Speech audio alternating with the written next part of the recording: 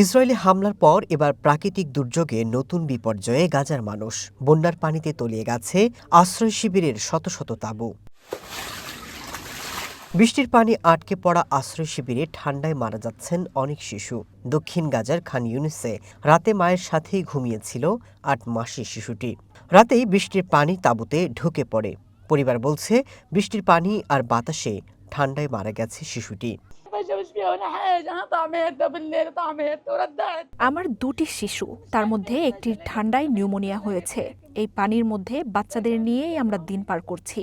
ঘুমাতে পারি না, শীতের মধ্যে বাচ্চাদের নিয়ে জড়ো হয়ে বসে থাকি।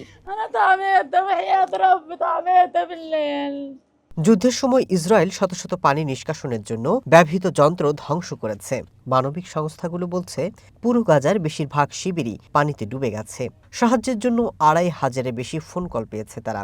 আশ্রয় শিবিরের অলিগলি পানিতে ডুবে থাকায় বাস্তুচ্যুত মানুষের জিনিসপত্র ভেসে উঠেছে।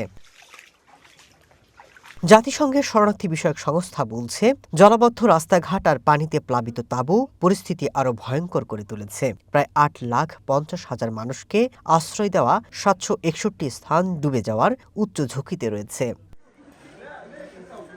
Masud Rana, one international desk.